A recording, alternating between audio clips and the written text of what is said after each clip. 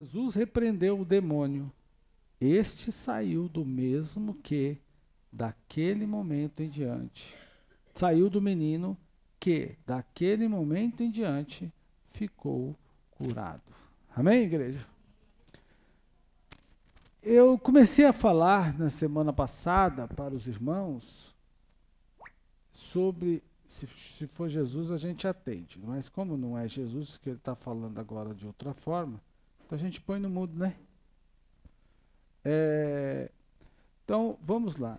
Eu comecei a falar para vocês, na verdade eu continuei falando sobre, continuei o que eu já estava falando na semana anterior, sobre como Deus confronta os nossos medos e a nossa falta de confiança em nós mesmos. Liga para sua mãe, manda mensagem para ela agora e fala assim: o pastor falou que quer ver a senhora na live agora, a senhora vir, manda um oi para ele, fala: estou aqui, pastor, quer mensagem também para ela.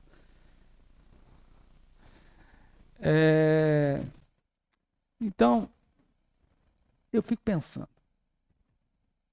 por que Jesus confronta nossa insegurança, nosso temor? Eu falei para vocês, na primeira mensagem, na primeira noite desta pregação, eu estou num tema só. E Jesus fez uma obra extraordinária que avançou séculos, está no mundo todo, enfrentou grandes barreiras, leões, inimigos, imperadores, reis, governos, sistemas diferentes, alcançou diferentes tipos de pessoas, níveis sociais, do pobre, do cidadão que vive em situação de vulnerabilidade ou situação de rua, como dizem os outros, a imperadores. A mensagem de Jesus é para todos, não é para um público só. Jesus falou que os pobres sempre estariam conosco, mas ele não disse que só vai ter pobre na igreja. Ele disse: os pobres sempre tereis convosco, mas ele não disse terão pobres na igreja. Então, que segredo foi esse? Ou que mensagem foi esta que alcançou tanta gente assim? Ninguém conseguiu parar a igreja até hoje. E muita gente tenta. Muita gente tenta parar a igreja. Mas ninguém conseguiu. Então, como ele fez isso? Também falei para vocês que muita gente começa a fazer qualquer tipo de trabalho, mas logo para. Começa a fazer uma ação, logo para. Isso vai em todas as áreas da vida. Tem gente que começa um negócio, para. Começa um estudo, para. Começa um curso, para. Começa um trabalho na igreja, para. Tudo para. Não é? Por quê? Veja que não atravessa barreiras e o nosso tempo é curto. Nosso tempo é curto nesse sentido. Porque, como assim curto, pastor? A gente, o máximo que dura, em alguns casos, 1 ano, 2 anos, 3 anos, mas daqui a pouco para. Se a gente compara essa pouca vida, vou falar assim, esse pouco tempo de vida que as coisas que a gente faz tem, com a que Jesus fez, que já dura séculos, está em todos os lugares, todos os países, no mundo todo, com diferentes níveis de pessoas, tem alguma coisa errada. Jesus não falou que a gente, com ele, nós seríamos também vencedores? Então a gente tem que olhar para ele e para a gente também fazer o nosso, tocar. Vamos falar o português mais comum. Temos que tocar a nossa vida de acordo com aquilo que a gente está vendo no modelo. E quando a gente fala de modelo, aí surge um problema, porque cada um de nós somos donos da nossa vida e não queremos seguir padrão, muitas vezes, de ninguém. Muitas vezes a gente não quer seguir o padrão do outro, quanto mais de Jesus. Jesus foi rigoroso no seu plano. Como ele foi? Ele teve um plano. Ó, Jesus tinha plano, planejamento. Jesus tinha data e hora para as coisas. Repita comigo, Jesus era organizado. Ele não era igual eu, nem igual a você muitas vezes. Nós somos organizados muitas vezes, em algum momento da vida. Tem gente que não é, mas a gente às vezes, nós somos.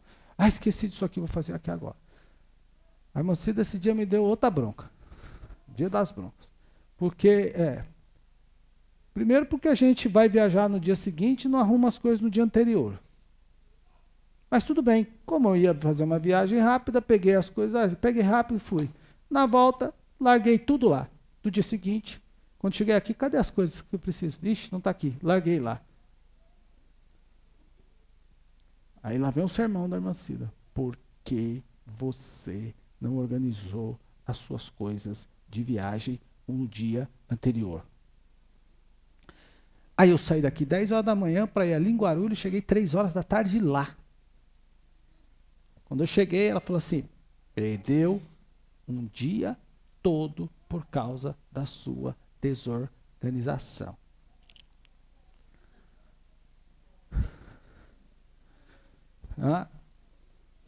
Eu falei, olha, geralmente eu não faço o que eu fiz. Geralmente eu não faço o que eu fiz. Eu coloco as coisas num lugarzinho só para depois eu pegar de uma vez. Mas dessa vez fiz diferente. Paguei o preço. Perdi a segunda-feira todinha. Toda. Cheguei aqui 5 e pouco da tarde para resolver uma coisa que eu podia ter resolvido. Não precisava ter feito. Agora Jesus não era igual eu. As pessoas queriam que ele antecipasse o horário. Sabe aquele funcionário que chega para você e fala assim, você é gerente da obra, ou do trabalho, da loja, aí o funcionário chega e fala assim, bom, já são 10:05, ninguém vai vir mais, a loja fecha às 5 horas, dá pra gente a gente já pode fechar a loja, podemos fechar tudo? Muitos de nós fazemos isso. Você dá uma olhadinha para cá, outra para lá e já começa a fechar. Não é assim mesmo que a gente faz? Vai fechando, já vai guardando as coisas e tal. O vinho do casamento acabou. Aí a Maria, a mãe de Jesus, chega e fala assim, ó, acabou o vinho.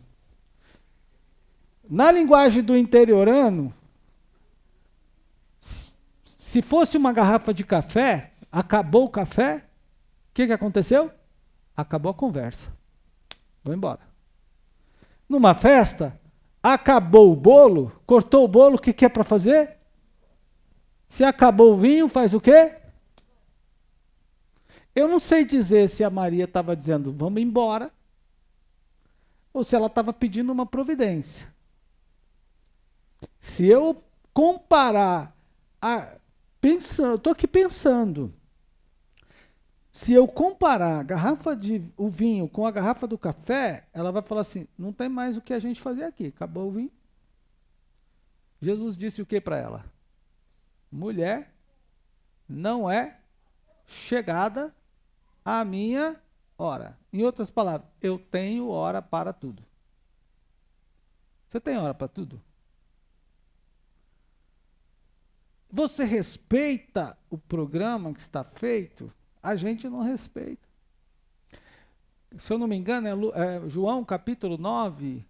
A partir do capítulo 9, Jesus quer ir para Jerusalém. Aí os discípulos falam assim, não vá lá, o povo está querendo te matar lá. O povo está querendo te matar lá, se o senhor for lá, vão morrer. Ele deixou-se impedir pela fala dos discípulos? Não. Ele foi. Jesus cumpria o que estava no plano. Ele tinha um plano, fez o planejamento e ele cumpriu parte do plano. Ele cumpriu, aliás, na risca o plano. Tanto que ele usava isso. É necessário, é mister, o filho do homem tem que. tem que passar por isso, tem que ir. Ele tinha que fazer o que estava marcado, estava escrito. Ele falava, está escrito. Então, quando a gente não tem projeto, muitas vezes a gente sofre. E aí a gente tem que mudar de vida. E eu estava falando disso para vocês. Só que alguém diz o seguinte, a igreja de Jesus deu certo porque ele era Jesus. Vamos falar assim, o negócio de Jesus deu certo porque era Jesus. Só que os discípulos não eram Jesus. Os discípulos eram piores, talvez, até do que nós. E eu falei dos problemas dos discípulos. E hoje, eu não vou falar dos problemas propriamente dito, dos discípulos. Mas eu vou explorar alguns defeitos deles. Jesus teve a competência de pegar pessoas, os piores possíveis, e transformar essas pessoas em trabalhadores da seara do Mestre. E esses irmãos, na linguagem de hoje, a gente diria assim, olha, esses caras fizeram um trabalho excelente. Vocês, eu, somos resultados do trabalho deles. O Evangelho chegou até você.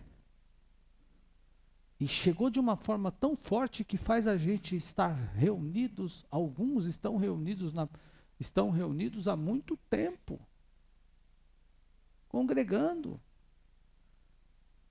Que força foi essa que Jesus teve?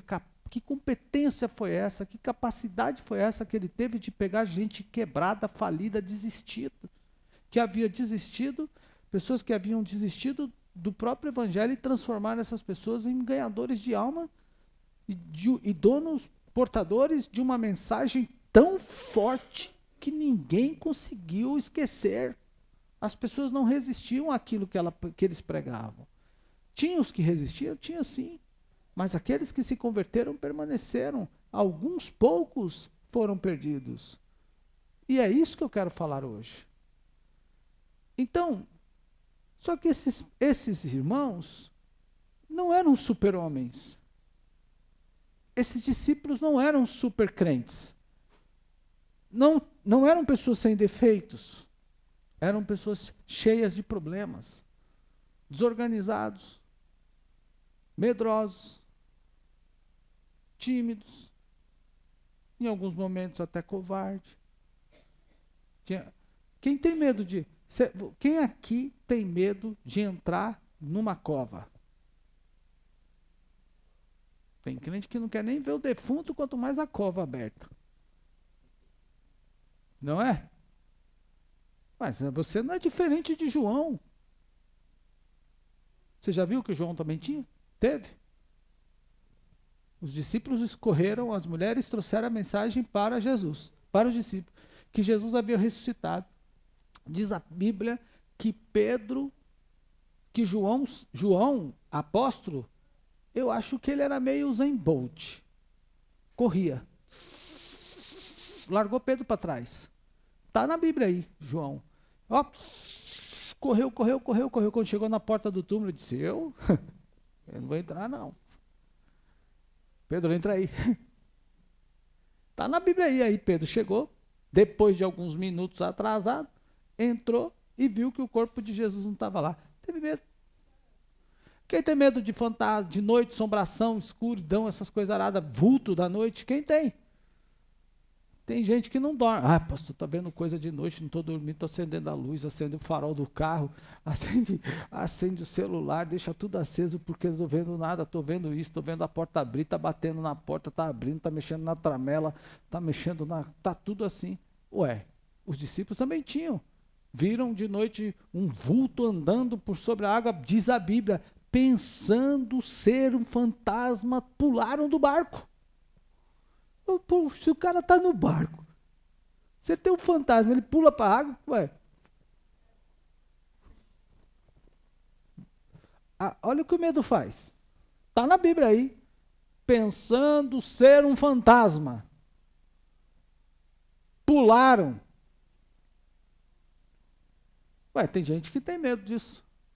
Porque a gente vai pensando, né? Que eles eram cheios de problemas. Mas, nesta noite, até eu chegar no versículo 18, que nós lemos, eu quero discorrer a partir do verso 1 com vocês sobre essa questão de como Jesus confrontou a autodesconfiança e as crises dos apóstolos. Talvez isso tenha a ver com muito de vocês também. Mas o certo é que Jesus vai confrontar você na insegurança, vai nos confrontar no temor, vai nos confrontar na desorganização. Ele vai nos confrontar em tudo, até a gente superar esse problema e fazer a obra dele e vencer. Ele não será conivente com com essas crises que a gente tem. Não pense que se alguém diz assim, Jesus, eu estou precisando de paz, eu estou precisando de tranquilidade. Não pense que você vai ter uma vida deitado numa rede, balançando para lá e para cá com água, com suco de abacaxi dentro do próprio abacaxi. Você vai aprender a ter paz no meio da tribulação, porque é isso que está escrito lá em Romanos capítulo 5. Tende paz com Deus, mesmo no meio da tribulação. O Mateus acabou de cantar, em meio à tribulação, é dançando ou é cantando com o leão? Hã? Lutando com o leão. Quem é que luta com o leão? Apareceu um leão que escapou de um circo, aí vocês viram no jornal? A semana aí, há poucos dias, 10, 15 dias, o leão escapou do circo numa cidade, foi andar na rua, numa cidade aqui no interior, ninguém saiu de casa. Pode dar um Google aí depois que acabar o culto, agora não. Leão escapou, agora aí, recente, do circo, foi recente, foi esse mês aqui, de final de novembro para dezembro. Irmão, o povo trancou janela, trancou casa, trancou a porta, trancou o carro, trancaram tudo. A rua ficou um feriado. Veja bem, versículo 1. Vamos ver um pouco sobre a vida desses irmãos. Do capítulo 17. Primeiro, 6 dias depois, percebam como a Bíblia vai descrevendo Jesus muito organizado.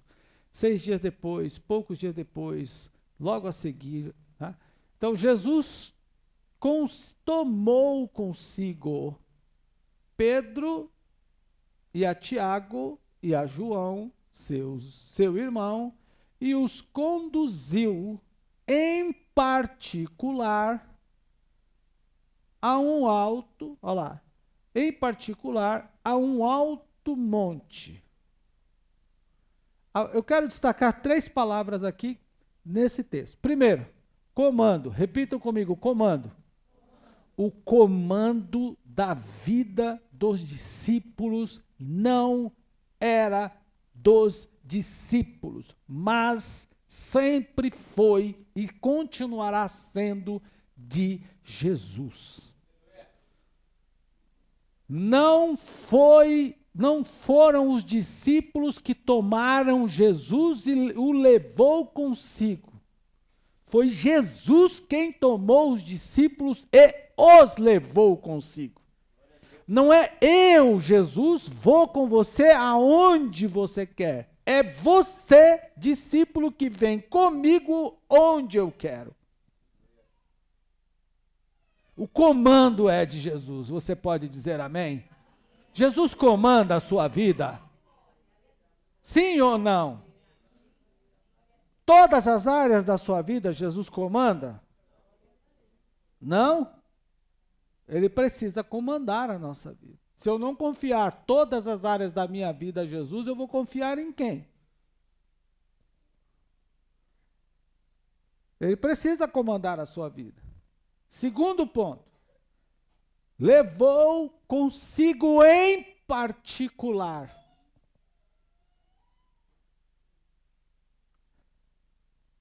Tem coisa que não é público.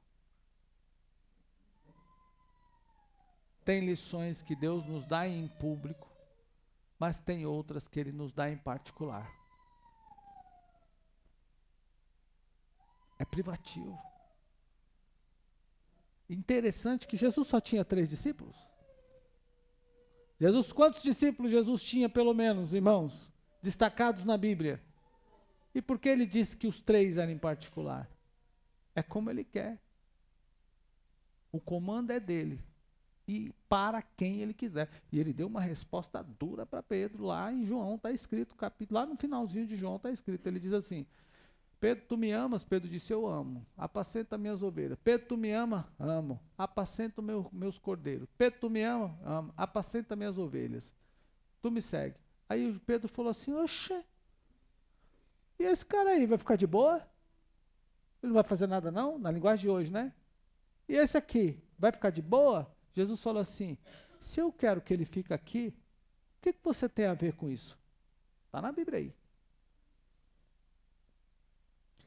O que Deus tem comigo pode não ter com ela. O que Deus tem com ela pode não ter comigo. E se Deus tiver algo com ela e não tiver comigo, como é que vai ficar o meu queixo? O meu bico? Vou fazer uma tromba de elefante? Cair? Me lembro de uma vez que falei de consagrar um irmão, ao ministério, ao diaconato, e a esposa dele me procurou. E ela ficou furiosa, porque se eu consagrasse ele ao diaconato e não consagrasse ela, estava tudo errado, ela não aceitava, que o ministério tinha que ser dos dois. Você lembra disso, né? Tinha que ser dos dois. Ué, mas se Deus tiver algo com ele e não tiver com você? Nesse sentido, você vai ficar triste ou vai impedir? Eu quero que você se coloque no lugar dos outros 9 que não foram para essa reunião. Como você se sentiria no lugar dos 9? Os 9 não foram para a transfiguração. Os 9 não foram para o Getsemane. Os 9 não foram para outros eventos. Jesus só levava Pedro, Tiago e João. Que os 9? Qual deveria ser a conversa entre os 9? Quando Pedro chegava entre os 12 ou os 9, como você acha que o que eles diziam? Quando chega uma pessoa que tem a condição de Pedro, como é que você pensa? Ih, chegou, só dá você. Hã? É mais ou menos isso. O comando é dele, tem coisa que é particular, é para quem ele quer e quem ele escolheu. Repita comigo, é para quem ele quer. A Bíblia diz assim, Jesus tendo subido ao monte, chamou os que ele mesmo quis.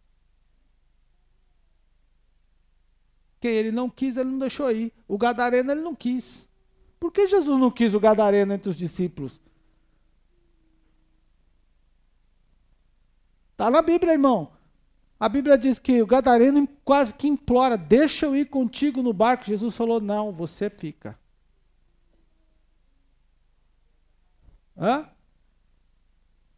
Está na Bíblia aí.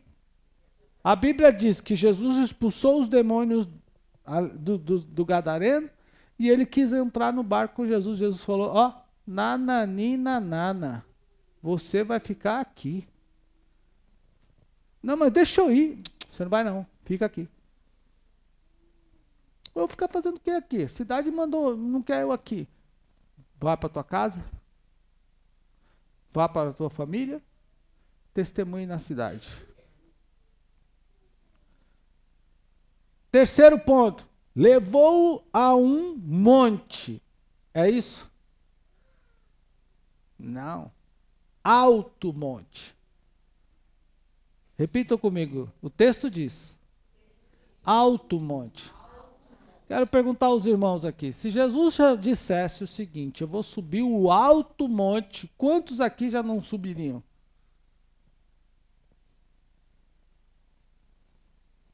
Um monte de gente já não ia poder subir. Então você vai dizer assim, Jesus discrimina gente que não pode subir monte, né? Não é assim mesmo? Olha, irmão, a tarefa era alto monte. Está aí no texto, ó, levou-os para um alto monte, reservado. Olha, o comando era dele, o trabalho era privativo para aqueles, exclusivo para aquelas pessoas e demais. Ele dificultou o acesso dos outros. Só nessa leva de subir para um alto monte, ficaram de fora aqueles idosos que já não podiam subir, aqueles que tinham problema de saúde, quem tinha asma, quem tinha bronquite, quem faltava respiração, né? Os deficientes, já tinha ficado tudo. E aí, o que você diria de Jesus? Se fosse você.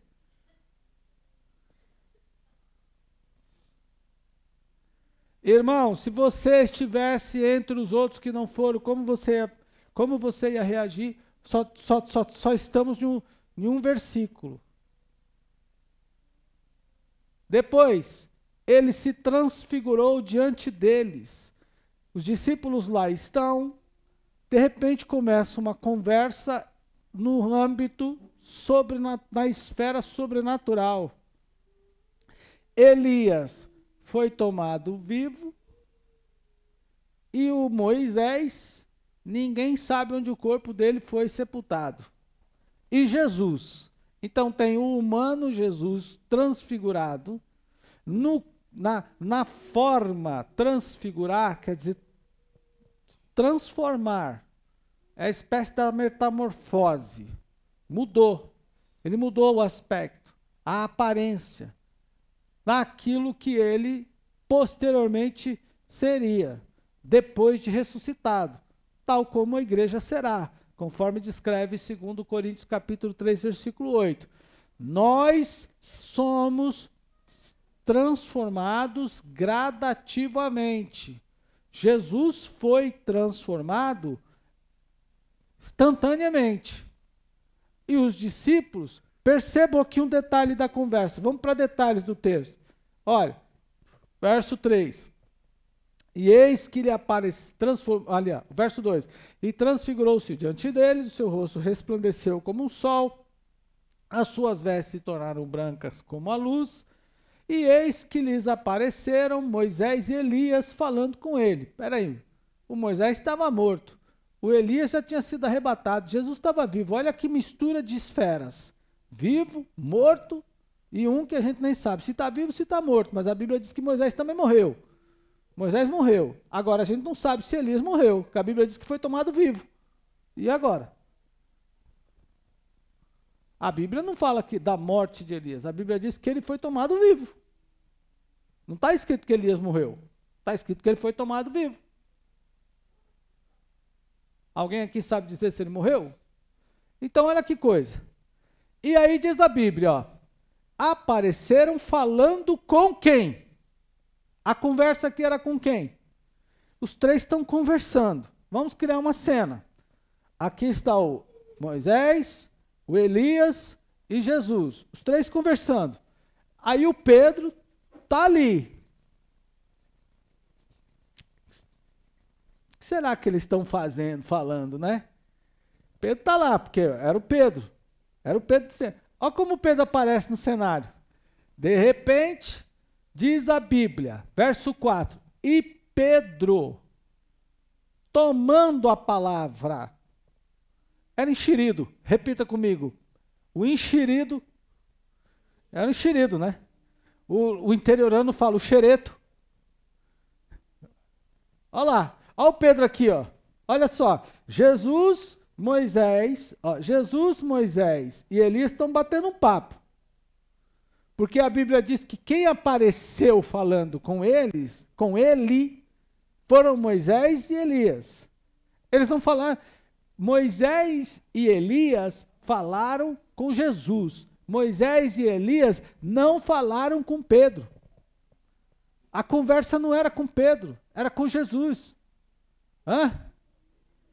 Olha lá, não está aí no texto, irmão? A conversa não era com Pedro.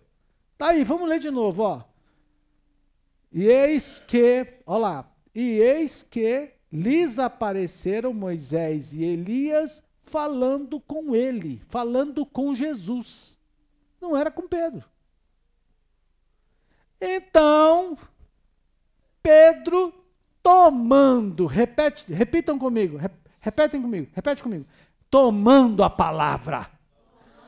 É mais ou menos assim, Pedro chega e fala, vou me meter nessa conversa, peraí, opa, oi, tudo bem, só um minutinho, deixa eu falar com vocês, ó, é melhor, é o seguinte, eu não sei quanto tempo vai rolar esse papo aí entre vocês, mas é melhor a gente fazer aqui 4 tendas, vamos fazer uma para você, Jesus, uma para Moisés, outra para Elias, e tá tudo certo, tudo bem, eu quero aparecer nesse cenário de qualquer jeito. Deixa eu perguntar, qual é de vocês que querem falar com o morto?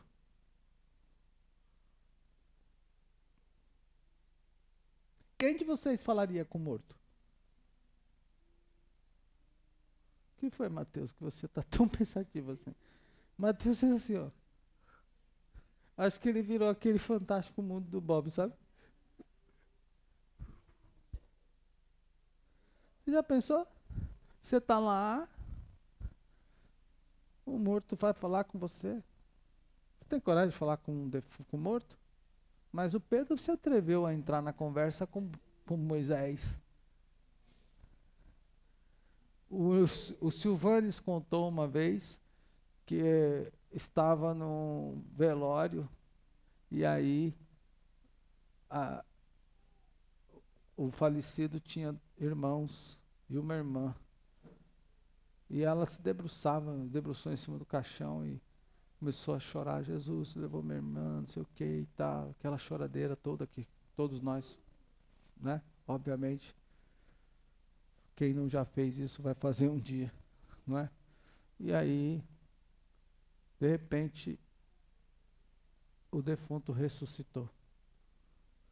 O Silvano disse que a violência foi tão grande que o povo levou a porta do ambiente embora.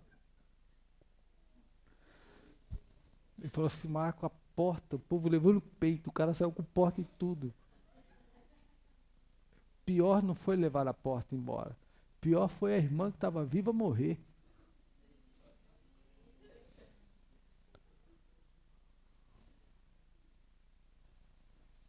Tem coragem de falar com o morto? A senhora tem? Pois bem, Moisés estava morto. E Elias tinha vivido há muitos anos antes. Olha aqui para mim. E o Pedro se atreveu. Não tem medo de defunto não, vou lá falar com ele lá. Não, opa, dá um tempinho aqui e tal. Aí diz a Bíblia, olha lá. De repente, olha o verso seguinte. Verso seguinte, olha só. E estando ele ainda a falar. Parece que a fala de Pedro foi tão assim, enérgica, que ele não conseguia parar de falar. Ele era aquele irmão falador do ambiente. Aí a interrupção vem do céu. De repente, estando ele ainda a falar, eis que uma nuvem luminosa os cobriu, e da nuvem saiu uma voz que dizia, este é meu filho amado, em quem me comprazo, escutai-o. O versículo começa com quem falando? E termina com quem? O versículo começa com Pedro falando. E termina com Deus dizendo para Pedro, cala a boca. Não é isso que está falando? Se eu falo para você, escuta ele, você está falando, escuta ele. É só uma forma delicada de eu falar, de eu dizer para você assim, cala a boca.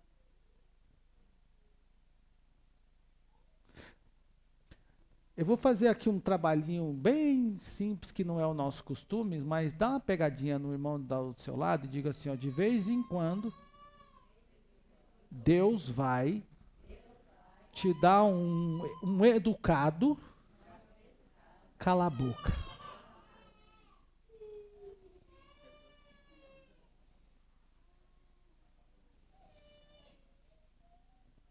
Vamos falar diferente, né? Repitam comigo assim de vez em quando necessário, educadamente, Deus vai me ordenar a calar a boca.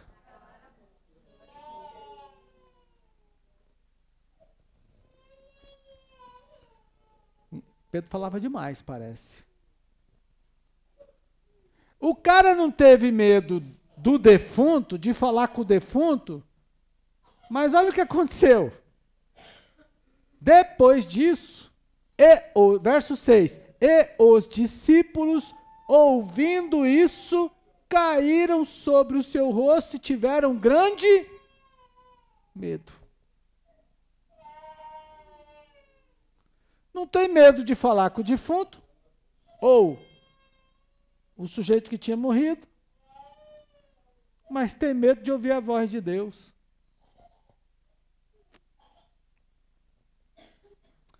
Não é estranho? Então ele se mete na conversa que não pertence a ele, toma um cala-boca de Deus e fica com medo do cala-boca, mas não fica de Deus, mas não fica com medo de falar com Moisés, estava morto. Então Pedro se mete na conversa que não é dele. E outro ponto, eu faço uma outra pergunta. Olha o que disse Pedro. Vamos voltar à fala de Pedro. Olha só. E eis que lhe apareceram. Aí Pedro, né? Aqui, ó, verso seguinte, ó. Verso 4. E Pedro, tomando a palavra, disse: Senhor, bom é estarmos aqui. Se queres, façamos 3 tabernáculos. Jesus perguntou a opinião dele?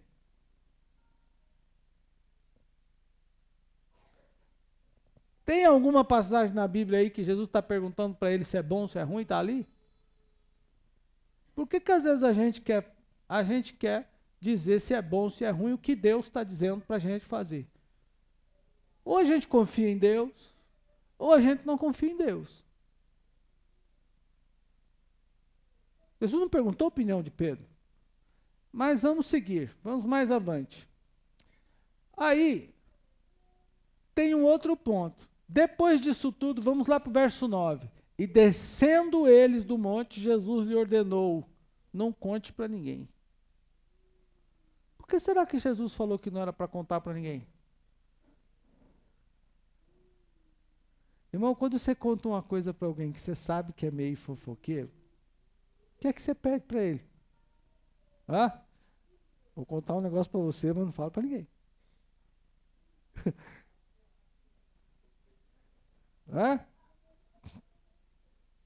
Não conte para ninguém.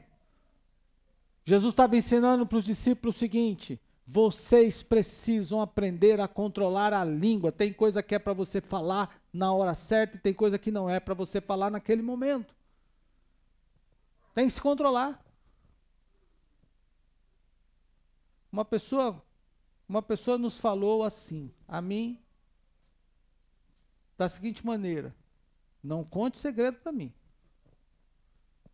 Porque se contar, se você contar, eu quero saber do segredo. Não conte, tem que aprender. Tem coisa que você tem que guardar. Ok, mas aí então, vamos mais adiante. Vamos pular mais para frente um pouquinho, porque o tempo já foi e a gente já vai fechar.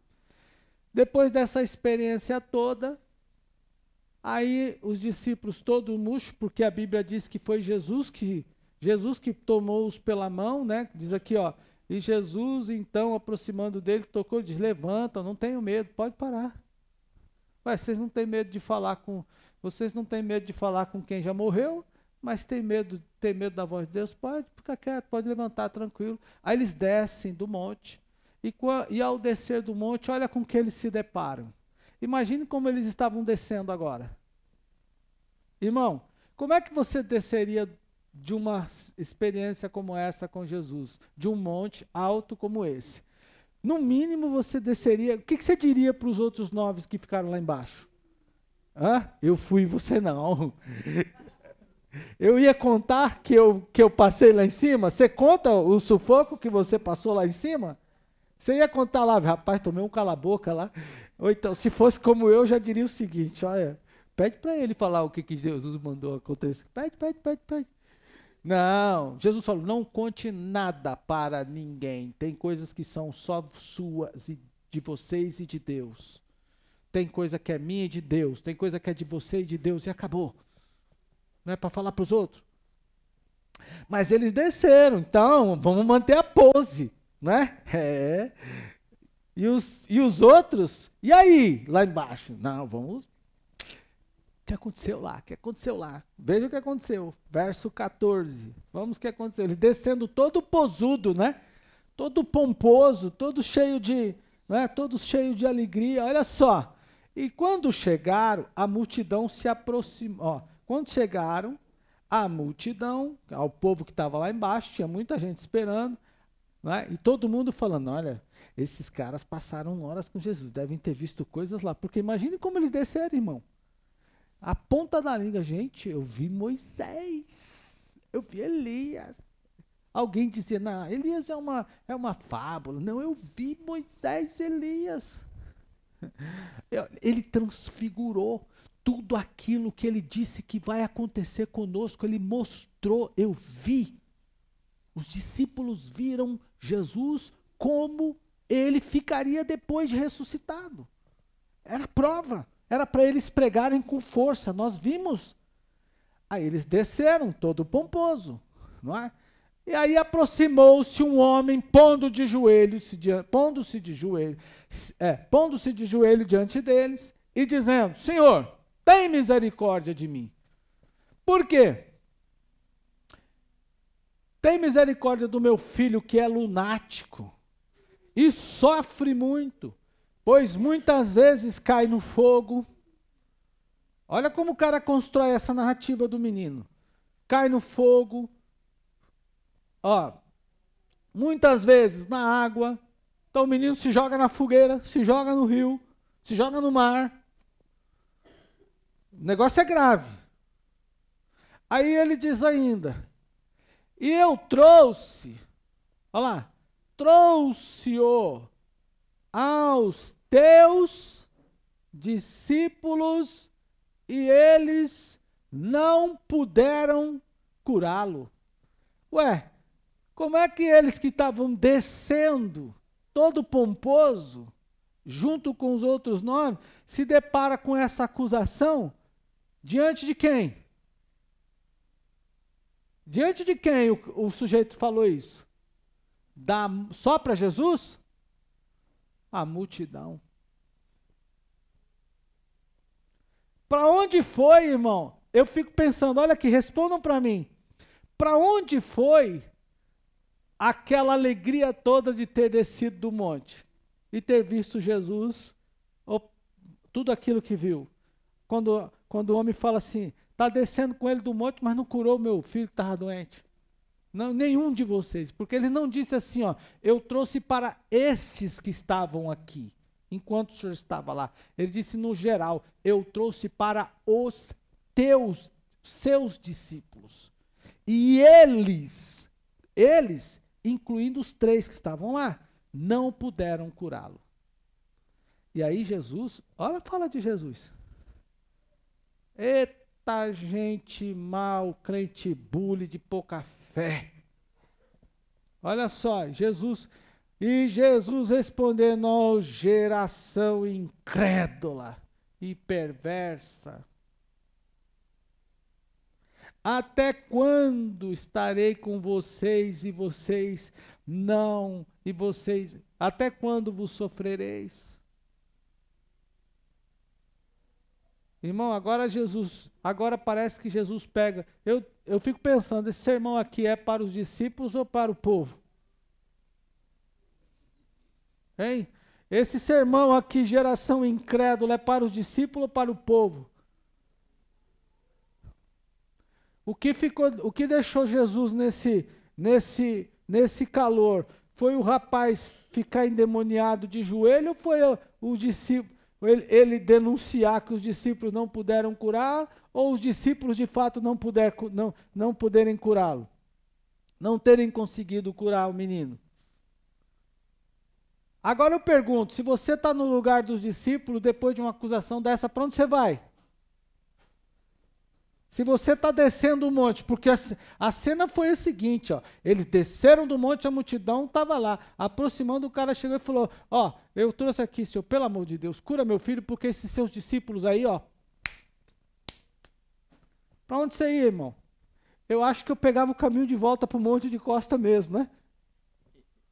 E você? Porque ele não estava sozinho. Ele não estava falando só para Jesus, ele estava falando para uma multidão inteira. Esses caras aí não resolvem o problema.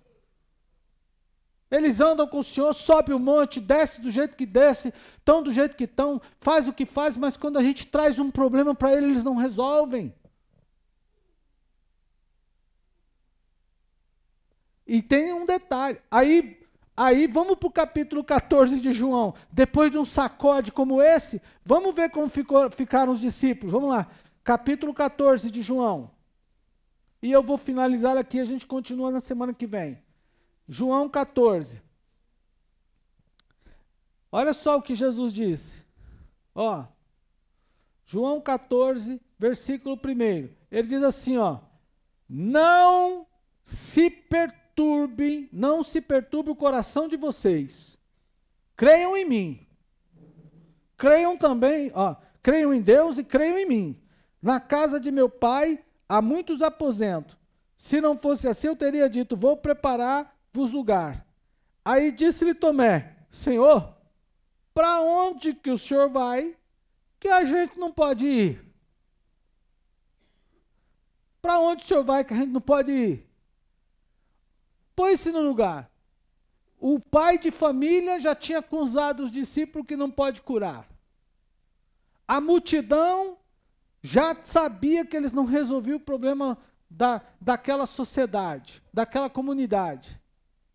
Eles propriamente já tinham tido a experiência de não resolver problema. Já tinham afundado no mar, já tinham tomado cala-boca, já tinham tomado surra de demônio, que o demônio não saiu, já tinham passado por isso. Eu pergunto, para onde foi a confiança dos discípulos?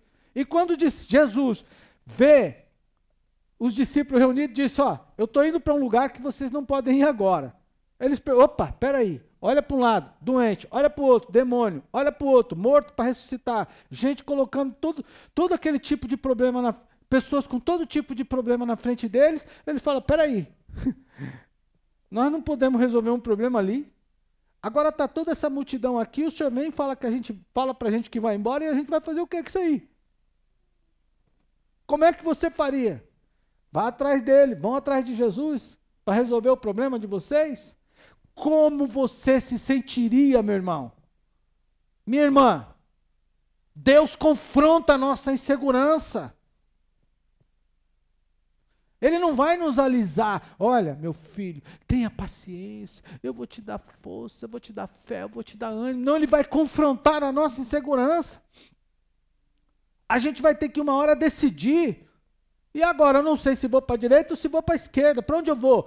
Billy Graham escreveu no livro Só Desejam a Verdade? Se eu não estou enganado, é esse o título do livro? Ou é as bem-aventuranças? Aí ele escreveu o seguinte, tem horas que eu não sei o que fazer. Tem hora que eu não sei o que decidir. Tem hora que eu estou inseguro sobre as minhas decisões. Quando eu estou assim, eu preciso pôr a minha fé acima das minhas escolhas. Tanto faz eu escolher direita ou esquerda nesse sentido, subir ou descer. Se pela fé eu vou, eu tenho que ser igual a Abraão. Abraão disse para Ló, se tu escolher para a direita, eu vou para a esquerda. Se tu escolher para a esquerda, eu vou para a direita. Se você for para a campina, eu vou para o deserto. Não importa a direção que eu tome, o que importa é que eu creio que Deus está comigo. Isso é segurança. E Jesus vai confrontar a nossa insegurança. E nesta noite, qual é a mensagem de Deus para nós? Para de ser inseguro, para de não confiar mais naquilo que Deus pode fazer em você. Seja seguro da tua palavra, seguro dos teus atos, seguro da tua fé, seguro do teu trabalho. Deus é conosco pela fé. Você pode crer nisso? Diga glória ao Senhor. Foi essa a palavra de Jesus para os discípulos quando eles disseram assim, e agora? O senhor vai para onde? Que a gente não pode ir. Jesus disse, creiam. Repitam comigo, creiam. O segredo da nossa segurança é a fé no Cristo vivo, ressuscitado ao terceiro dia. Eu creio nisso. Aleluia. E quantos creem também? Digam glória a Deus. E eu vou parar por aqui. Fiquemos em pé. Semana que vem a gente continua. Se essa semana Deus confrontar a sua insegurança, você precisa crer nele seguramente e resolver a questão seguramente nele. Amém, igreja de Deus?